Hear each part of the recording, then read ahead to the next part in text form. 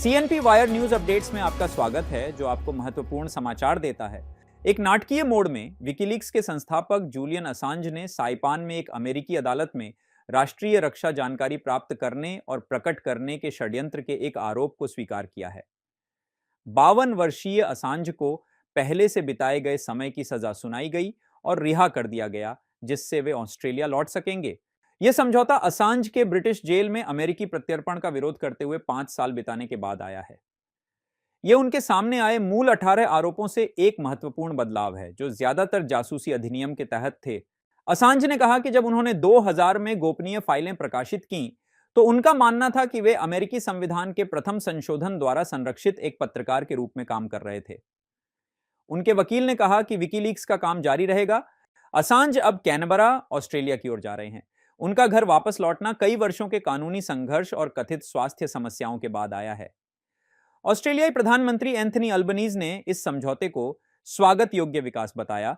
WikiLeaks के भविष्य और प्रेस की स्वतंत्रता तथा सरकारी पारदर्शिता पर इसके व्यापक प्रभावों के बारे में सवाल बने रहते हैं। केन्या में हिंसक प्रदर्शन, नए कर विधेयक पर 5 लोगों की मौत के साथ अशांति। केन्या की राजधानी नैरोबी में एक विवादास्पद नए कर प्रस्ताव पर घातक प्रदर्शन भड़क उठे। प्रदर्शनकारियों और पुलिस के बीच झड़प में कम से कम 5 लोग मारे गए और दर्जनों घायल हो गए। प्रदर्शनकारियों ने संसद पर धावा बोल दिया और उसके एक हिस्से को आग लगा दी। यह अशांति राष्ट्रपति विलियम रूटो को निशाना बना रही है, जो कर वृद्धि की एक श्रृंखला के कारण अलोकप्रिय हो गए हैं। उनकी सत्तारूढ़ पार्टी ने बढ़ते विरोध के बावजूद एक नया कर विधेयक, वित्त विधेयक 2024 पारित किया। मुख्य रूप से युवाओं के नेतृत्व में हो रहे इन प्रदर्शनों ने नैरोबी के दैनिक जीवन पर गंभीर प्रभाव डाला है। व्यवसाय जल्दी बंद कर दिए गए और सुरक्षा चिंताओं के कारण स्कूल बंद कर दिए गए। राष्ट्रपति रूटो ने प्रदर्शनों को राजद्रोह करार दिया और व्यवस्था बहाल करने की प्रतिज्ञा की।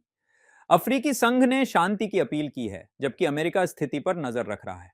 यह अशांति उस समय हुई है जब केन्याई पुलिस अधिकारियों को अमेरिका प्रायोजित शांति मिशन के लिए हैती में तैनात किया जा रहा था। जलवायु परिवर्तन ने सूखे के मापन को चुनौती दी।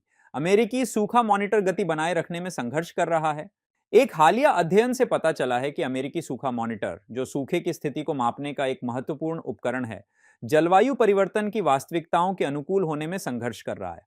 मॉनिटर के मानचित्र, जिनका उपयोग जल उपयोग और वित्तीय सहायता आवंटन पर महत्वपूर्ण निर्णय लेने के लिए किया जाता है, अपेक्षा से अधिक बार असाधारण सूखे दिखा रहे हैं। एजीओ एडवांसेस में प्रकाशित अध्ययन में पाया गया कि पश्चिमी अमेरिका के कुछ क्षेत्र 18% समय तक असाधारण सूखे में रहे हैं, जो कि इच्छित 2% से काफी अधिक है। यह इन मानचित्रों पर निर्भर निर्णयकर्ताओं के लिए चुनौतियां पेश करता है। शोधकर्ताओं ने मॉनिटर रिपोर्टों में जलवायु परिवर्तन को बेहतर ढंग से शामिल करने के विकल्पों की खोज की, जिसमें एक नई, अधिक गंभीर सूखा श्रेणी बनाना या हाल के शुष्क वर्षों को शामिल करने के लिए आधार रेखा को बदलना शामिल है। हालांकि दोनों दृष्टिकोणों में कमियां हैं। जैसे जैसे जलवायु परिवर्तन मौसम के पैटर्न को बदलता रहता है, यह स्पष्ट है कि इन परिवर्तनों को मापने और उन पर प्रतिक्रिया देने के उपकरणों को विकसित होना चाहिए। चुनौती बदलती जलवायु का सटीक प्रतिनिधित्व करने के साथ साथ संसाधन प्रबंधन और नीतिगत निर्णयों के लिए उपयोगी जानकारी प्रदान करने में निहित है।